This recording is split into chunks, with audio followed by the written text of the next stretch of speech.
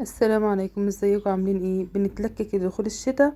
تعالوا بقى نوريكم عملنا قرص ازاي بطريقة ناجحة وحشوات كتيرة مختلفة. طريقة ما شاء الله هشة وطرية ازاي وناجحة بمقادير مظبوطة. هقولك من اول مقادير نص كيلو لحد لما تعملي كميات لو عايزة تعمليها كمشروع بيتي. كل الاشكال اللي هتشوفيها في الفيديو دي كلها من عجينة واحدة. تعالوا بينا نبدأ ونسمي بالله ونصلي على الرسول ونبدأ المقادير ونقول مع بعض. اول حاجة هحضرها، هعمل اختبار للخميرة. انا اشتغلت في المعجنات دي بخميرة بيرة، هي الخميرة قطع اللي هي بتكون طرية. بتكون محفوظة في السوبر ماركت في الفريزر. طبعا تستبدليها بالخميرة الفورية او الخميرة الجافة. كده انا هقولك على مقادير النص كيلو. انا استخدمت في النص كيلو قطعة، يعني مقدار المعلقة بتاعة الشاي. زي ما انت شفت كده قطعة ضفتها وعليها معلقتين من السكر ومعلقة من الدقيق او معلقتين على حسب المعلقة اللي انت شغالة بيها. لو معلقة الاكل الكبيرة هيبقى نص معلقة خميرة ومعلقة سكر ومعلقة دقيق ومعلقتين كده من المية الدافية، ويقلبهم مع بعض واسيبهم على جنب 10 دقايق ونشوفهم بعد شكل 10 دقايق.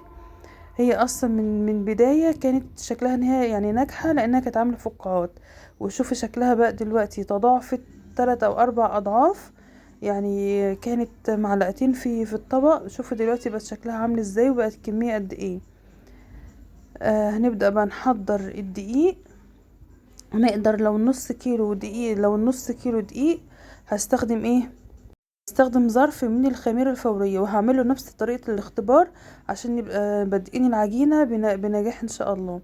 انا بالنسبة لي ضفت بقية سكر علشان انا حابة العجينة تبقى مسكرة، وموضوع السكر ده اختياري. انا ضفت معلقتين كبار جدا ان هما بتوع الغرف للعجينة، وضفت كوباية من الحليب. الكوباية اللي هتشتغلي بيها في المعيار هتشتغلي بيها في كل الحاجات اللي هتعايري بيها من نفس مقاس الكوباية. يعني انا حطيت كوباية من الحليب على الخميرة، والسكر ده اختياري. معايا كده 3 كوبايات من الدقيق، هحط لهم رشة من الملح ونص كوباية من السمنة السايحة مش سخنة، ظرف من البيكنج باودر، وهقلبه كويس. وهبدأ اضيف السمنة. اقول كده تاني مقادير نص كيلو استخدمت له ظرف من الخميرة او قطعة خميرة مقدار معلقة الشاي، و3 كوبايات من الدقيق، عليهم نص كوباية من السمنة وكوباية من الحليب. هفضل ادوب بقى، ودي خطوة مهمة جدا، ان انا هفضل اقلب الدقيق مع السمنة لوحديهم كده لحد ما احنا بنقول كده ابس الدقيق مع السمنة لحد لما يكون شكل الرملة المبلولة ما فيهاش اي تكتلات. احنا لازم نشرب العجينة او الدقيق دلوقتي بالسمنة علشان ذرات الدقيق تتشبع بالسمنة، مش ترجع تطير تاني. لو ضفت المواد السائلة مش هيشرب معايا اي سمنة تاني وهيفقدها تاني بعد التخمير. افضل اقلب كده، وهبدأ دلوقتي ابس فيها بايديا لحد لما تتحول معايا لرملة مبلولة. وهقولك لو بيقابلك مشكلة ان التكتلات ما بتفكش معاكي تفكيها ازاي. افضل اقلب في الدقيق بصفة مستمرة وابسه بين ايديا، يعني المفروض ده استخدم ايدي التانية في البس، يعني افضل ابسه كده وافركه ما بين ايديا على طول لحد لما يختفي اي تكتلات من العجينة. يعني كده هي لسه فيها تكتلات، وانا هفضل ابس فيها لحد لما يختفي التكتلات دي. كده بقت كلها مشبعة مفيهاش اي تكتلات خالص. طيب لو التكتلات او ما عندكيش وقت او روح انك تفضلي تبسي فيها، بعد ما تقلبيها شوية مع السمنة انقليها في زي كده مصفى سلك يكون اخرامها واسعة او منخل، وانزلي بيه بالعجينة وقلبيه. هي بتنزل بسرعة جدا، قلبيها بالمعلقة يعني مش هتبقى صعبة في اللي هي تنزل وتعدي معاكي. هتلاقي التكتلات كلها فكت وعدت معاكي وخلصتي خطوة البس دي بسرعة ومخدتش معاكي وقت. شايفين النتيجة مع المنخل؟ النتيجة ناجحة وممتازة جدا. تقدري تستخدميها بس لازم تقلبي برضو شوية بايديكي علشان توزعي السمنة كويس. كده معايا تمام. هبدأ انزل بالخليط اللي انا جهزته السائل على الخليط الجاف واقلبهم مع بعض. دي خطوة مهمة جدا. قلبيه كويس وهتتفاجئي ان العجينة تكاد تكون طرية.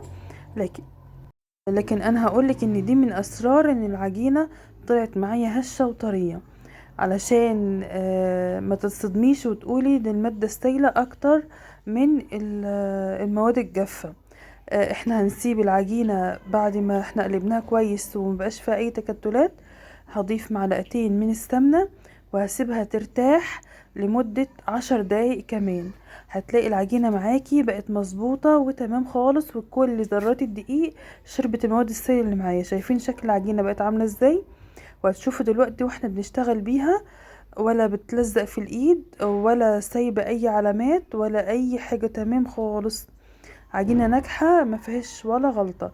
وشايفين النتيجة كانت في اول الفيديو كانت عاملة ازاي، قرص طرية وطعمها ممتاز. تقدري بقى تشكليها باي شكل او طريقة انت حباها. وفي الوقت اللي انت بتشوفي فيه طريقة التشكيل هقولك على مقادير ال3 كيلو دقيق. لو هتعملي 3 كيلو دقيق هتستخدمي لهم 2 كيلو من اللبن، وياريت لو بقى لبن مليان يعني خيره بقشطته، يعني لبن طبيعي من عند اللبان مش العلب الجاهزة. وكمان هياخدوا كيلو من السمنة او اي مادة دهنية تقدري تستخدميها، بس اكيد لما بتكون السمنة نوعها نضيف بتكون طعم القرص او ريحتها بتكون اجمل. تعملي بقى كيلو من الدقيق هتقدري طبعا تقسمي المقادير، وهو انك هتستخدمي كيلو من الدقيق عليه ظرف برضو من البيكنج باودر ونص كيلو من الحليب وكوباية كاملة من السمنة.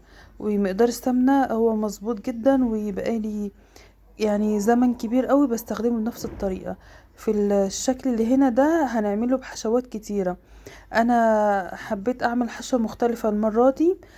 كنا دايما بنستخدم عجوة او ملبن.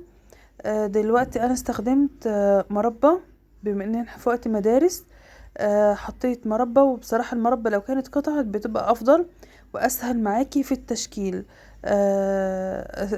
او تقدري تحطي جبن الشكل والطريقة اللي انت حباها. كمان معلومة مهمة، استخدمي السمنة واللبن في دافي، يعني دفى بسيط جدا جدا، ما يبقاش سخن علشان برضو ما يدخلش معايا الدقيق في مرحلة سوا. مهم جدا تركزي في الخطوات، وانك تسيبي العجينة تريح 10 دقايق، يعني الخميرة الاول ترتاح 10 دقايق علشان تتأكدي من خمر من هي نشطة او شغالة. وطبعا دي اي نوع خميرة انت هتستخدمين، كانت خميرة فورية او اللي هي الجافة او الخميرة القطع. كلهم هتستخدموهم بنفس طريقة الاختبار علشان تشتغلي من البداية بطريقة ناجحة، مش بعد ما تعجني العجين ده كله تتفاجئي ان الخميرة كانت غير نشطة ويضيع التكاليف اللي انت شايفاها كلها. طبعا العجينة خلصتها كلها تقطيع وسبتها علشان تتخمر في مكان دافي، يعني ممكن في فرن بوتاجاز، بس طبعا يكون يعني شغلتيه يدفى يعني حوالي دقيقتين كده، وطفيه ودخلي فيه رص الصواني فيه عشان يدفى، او في اي مكان ده انت عارفة ان هو دافي عندك في البيت. هنبدأ نسويها على رف اوسط على درجة حرارة 200. المفروض ان درجة الحرارة بتكون عالية الى حد ما، اعلى من حرارة الكيك علشان ما تنشفش معايا. المفروض ان احنا عايزين نسويها بسرعة، لو طولت في الفرن هتفقد السوائل اللي فيها وهتبدأ تنشف. مشغلين الفرن بس يعني من الفرن من تحت، ولما تبدأ تاخد لون من تحت هنديها اللون اللي على فوق من الشواية. حابة تدهنيها الوش. انا المرة دي استخدمت معلقة من عسل النحل، حلتها بمعلقة تانية من المية الدافية وقلبتهم كويس ودهنت بها الوش علشان يلزق معايا سمسم او حبة البركة اللي هستخدمها. وبقية القرص انا معظمهم سويتهم من غير ما ادهن وش ابدا. ممكن يعني انا بحب كل حاجة يكون لها طعم ولون، وفرقت بصراحة. يعني المحشية انا دهنتها بالمية والعسل، والسادة سبتها خدت لونها الطبيعي. كل واحدة كانت ليها طعم مميز وشكل مميز ومختلف. تقدري تستخدمي برضو بشوية لبن، تدهني بيهم الوش لو مفيش عسل، او شوية شربات، او تعملي بياض بيضة وتحطي عليه فانيليا او ذرة من النسكافيه وتضربيهم مع بعض وتدهني بيهم الوش. ده كله هيعمل لك لون ووش طعمه حلو جدا. بس انا المرة دي بصراحة حبيت جدا موضوع العسل، يعني عجبني وكان طعمه مختلف ومميز، وكمان بيساعد ان الحاجات اللي بترشيها اي حاجة هتحطيها على الوش تلزق وتبقى ماسكة كويس. تقدري في الحشوات تضيفي اي حاجة انت بتحبيها، يعني اوقات ممكن احط فيها صوص شوكولاتة بتبقى ممتازة جدا. كده كل العجين اللي معايا خمر، وهبدأ ان انا اشغل الفرن لمدة 10 دقايق الاول، وادخل على فرن سخن درجة حرارة 200. الشكل اللي انتوا شايفينه ده من علامات التخمر او التخمير للعجينة، وان هو انك بتكون فيها فقاعات ولونها فتح او ابيض من الوش. ده شكلها بعد ما استوت. والخطوة اللي انت تشوفيها دي هو مش لازم تعمليها، بس هي من اسرار الافران اللي بتلاقي طعم القرص او المعجنات طعمها محلون كده ومسكر، وكمان طرية بزيادة. ليها سر ان هو اول ما بتطلع بيرشها اما ببخاخ مية، المية دي فيها تحلية اما من العسل او من السكر، او زي ما انا دهنتها كده بالفرشة. ده شكل اللي كانت محشية بالمربى، شكل وطعم ممتاز جدا ورائع. يعني كانت رائعة بصراحة.